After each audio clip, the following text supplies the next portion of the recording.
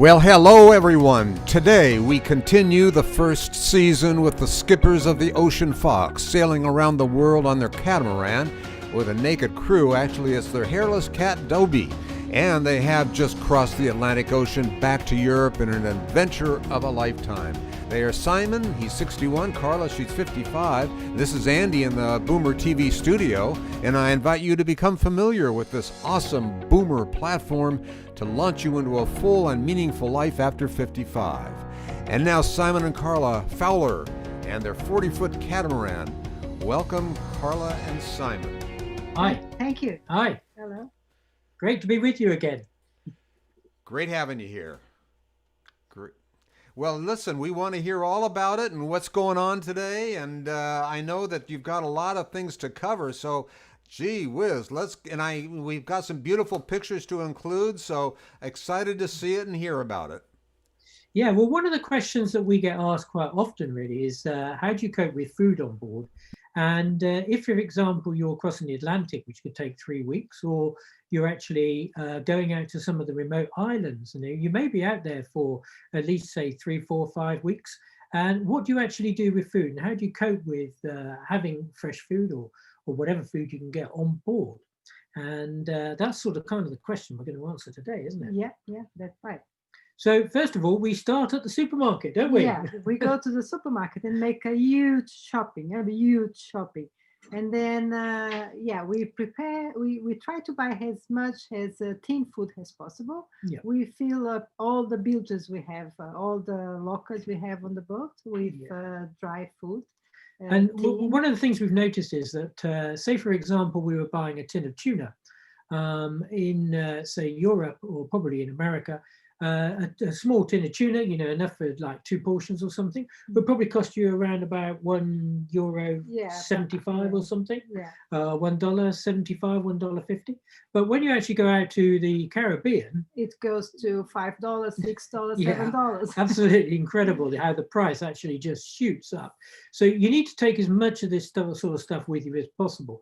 Yeah. And obviously the tin stuff's really good, isn't it? Because you can just stack it. Yeah. Another thing we do is we freeze food. So I pre-cook a lot of food to put in little packages, and then I freeze. So when we are out on the passage, which can be a bit rough sometimes, so it's not good for you to be, cooking and cutting and working with a knife or anything like that. So you just do food and heat and eat, which is much easier.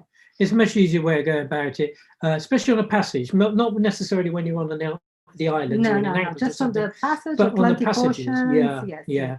And you probably get what if you were going to do a 2-week crossing from the Bahamas, from Bermuda to the Azores, it'd be around about 2 weeks. So you'll probably get away 7 or 8 meals ready. So at least once a day we could have a hot meal.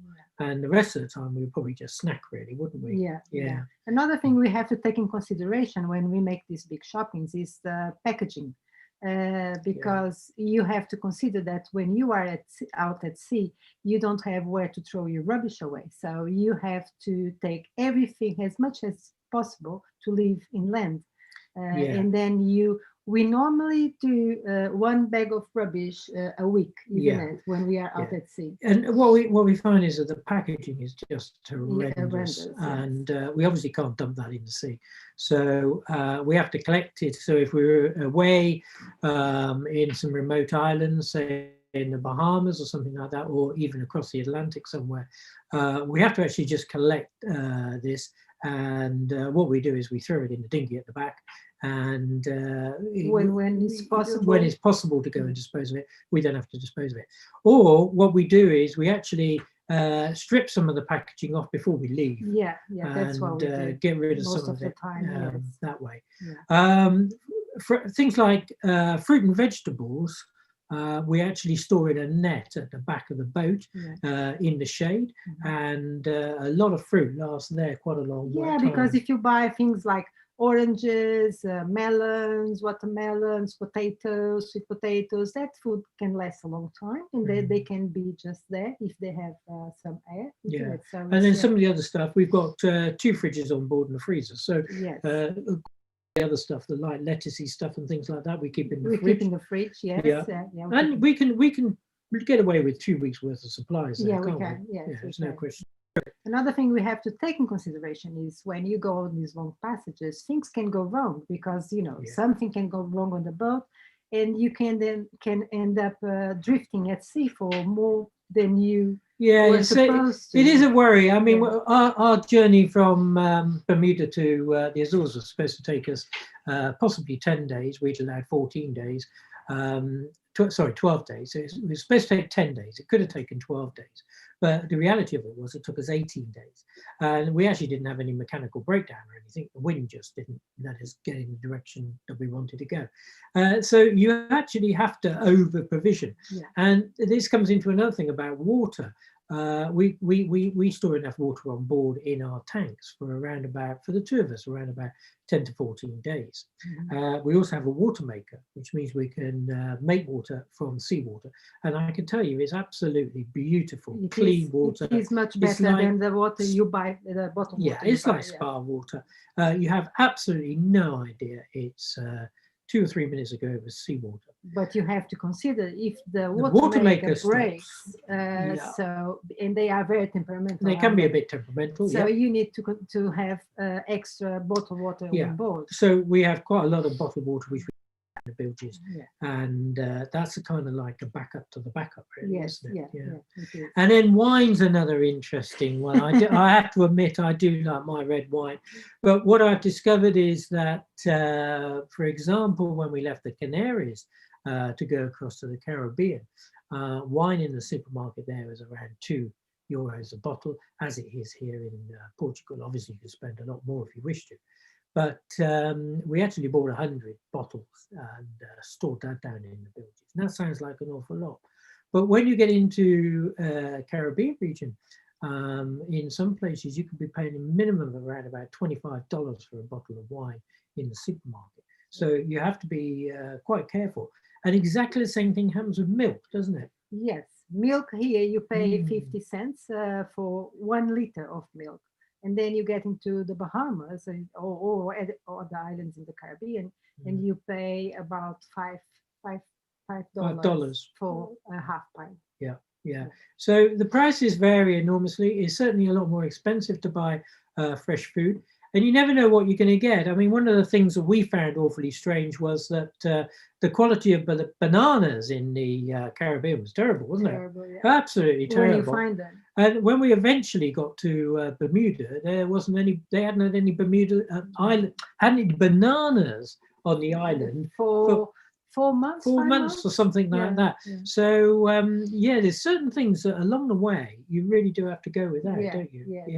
Yeah. That's quite interesting. So when we think on that big shopping, we have to consider all these things and take as much as possible. Obviously, the boat is limited on space. Yeah. So we need to be really clever with all the corners on the boat. Yeah, we do. We pack it in everywhere.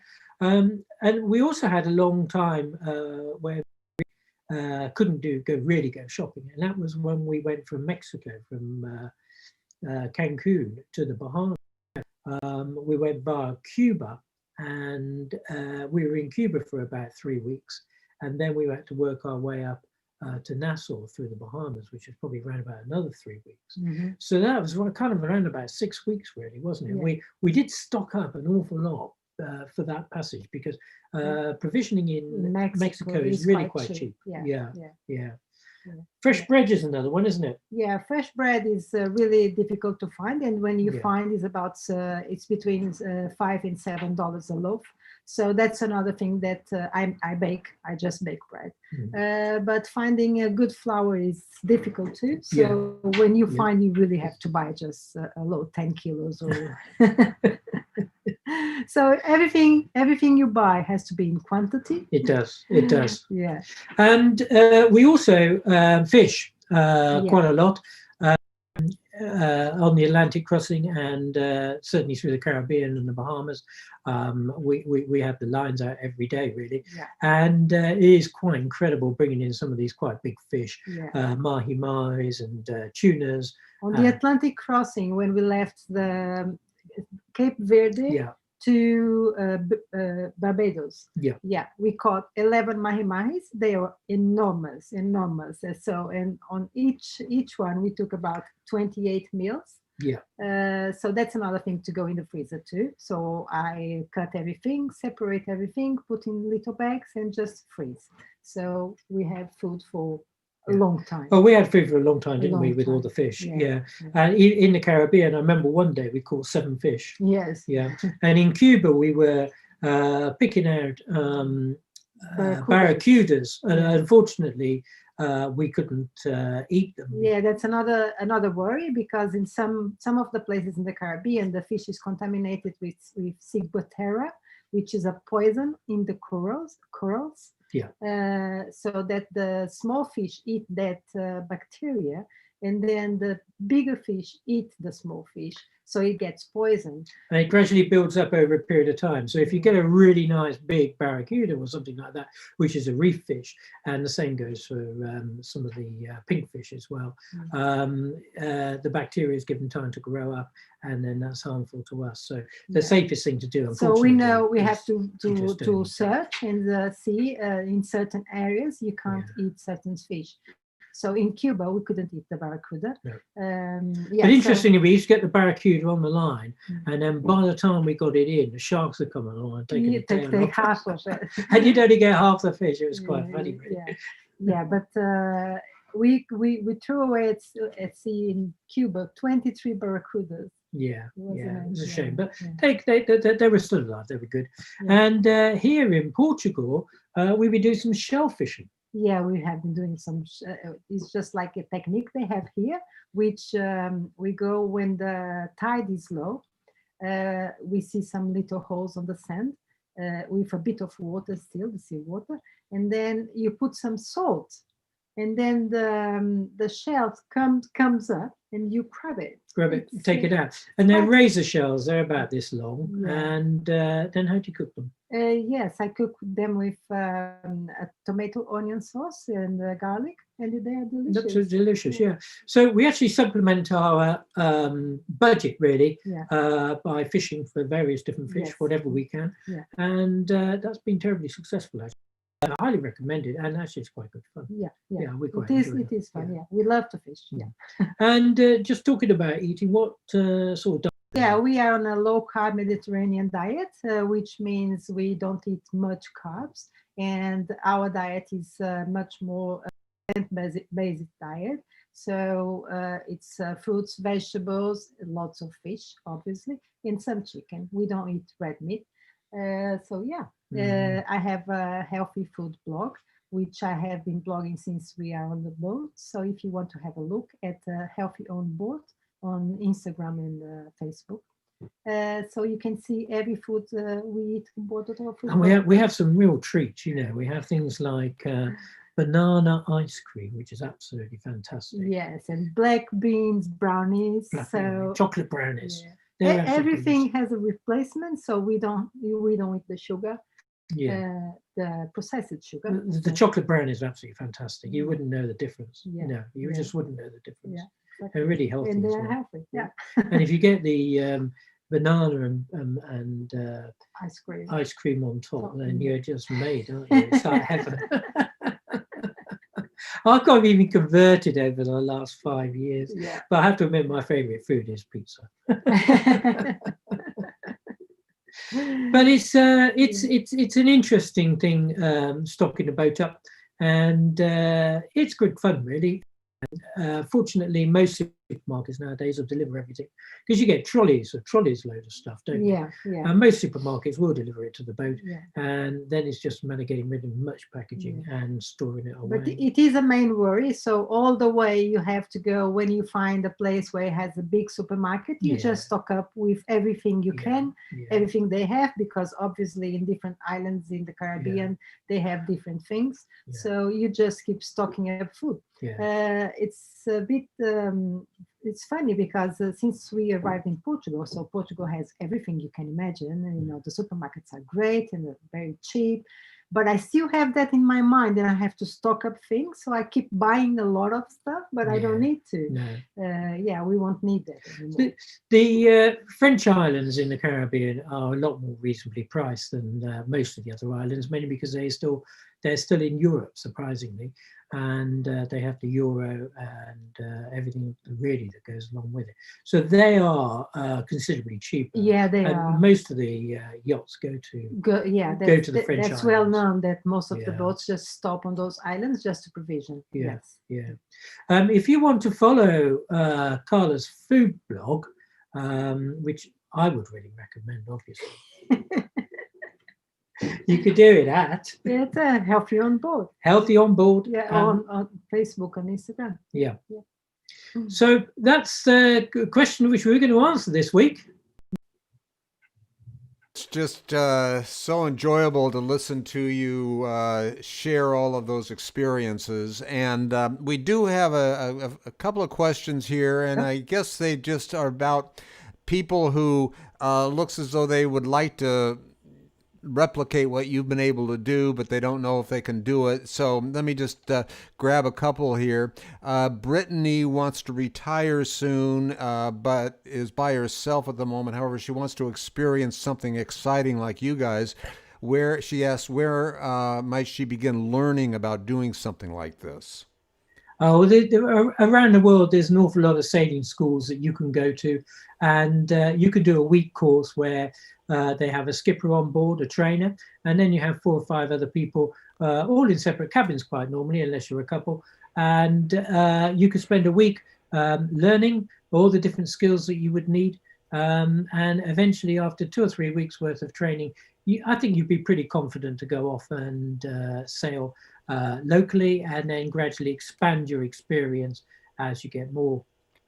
Expand your distance as you get more. You can always offer yourself after those courses. You can offer yourself as a crew to other people's in other people's boats, so you can get experience, isn't it? You find there's a lot of people kind of hanging around in marinas, especially in places like the Canary Islands, and they're trying to pick up a boat going to across the Atlantic. And also in some of the islands in the Caribbean, you find there's people wanting to go to another island that are trying to hitchhike a lift, basically. Yeah. And I guess from Florida coming down, and from Panama going across the Indian Ocean to Australia or New Zealand, you'll find exactly the same thing. It's very normal to find people offering to be crew. Yeah. Well, another question. Now, Jack had a similar question. Let me jump to this one from Betsy and her husband are looking for a change in life from the 9-to-5 routine. They don't have a huge savings, but wonder if there is a way to experience something like sailing around the Caribbean, on a budget, I guess. Well, there's a lot of people that work on boats, and there's a lot of people who, as I say, kind of hitchhike around on boats. So I think there are opportunities out there. But also, we look at people like us, for example, have got quite an expensive catamaran, but there's an awful lot of people out there on 5,000, 10,000 buck boats, which are living the dream on an absolute shoestring, aren't they? Yeah. And we've seen couples with young families on really quite old boats, and they're enjoying the lifestyle. Yes. Yeah, absolutely fantastic. So it isn't something just for the rich and wealthy. I wouldn't say that at all. You meet all sorts of people from all parts of the world. Well, we're not rich and wealthy either. We had to sell our house to buy this boat. So we no longer have our property. But there's an awful lot of ways you can go about doing this. You can't just go, oh, well, it's going to cost $250,000 or $500,000, $1,000 or something. It's a lot of ways of doing it. Yeah. So, and we had some video of, it looks like one of your families came out to visit recently. That looked like a lot of fun. Yeah, that was my daughters and Rafaela. They come to visit us very often. Yeah. So they spent a week with us. Unfortunately, it was just a week. They wanted to stay 2 weeks, but because they had to quarantine on the way back to London, so they could only stay a week. Yeah. But we had a lot of fun. It was very nice. It's always nice. How fun, you guys! It's just so much, so exciting, so interesting. Well, before we go, it was good to hear about your Carla, about your blog and your website and all that on the food. I'll have to find that and include it in the future. Anything else that you want to share with the viewers today? If you want to follow our adventure, you can do that quite easily. We're on YouTube, Facebook, and Instagram, and it is always at Sailing Ocean Fox. So just look up Sailing Ocean Fox on YouTube, and don't forget to subscribe the button. Yeah. Absolutely, absolutely. And do you have an idea of what we're going to be talking about next week? No, we're going to make that a big surprise, aren't we? I'm looking forward to it. I'm looking forward to it. Hey, thanks so much. It was really fun and an event. Oh, I mean, I could just listen to you guys and watch this forever. So thanks again. It's been a lot of fun. Thank you very much for having us. Talk to you next time. Bye-bye. Bye. Well, again, thank you, Carla and Simon Fowler and their 40-foot catamaran, the Ocean Fox. Will be back here the same day next week. And you can find out more on Facebook, YouTube, and at Bloomer Boomer. And if you like it, please like us on Facebook and be sure to follow us. Meantime, get to know Bloomer Boomer, your web platform to spring you to a meaningful life after 55. See you next time.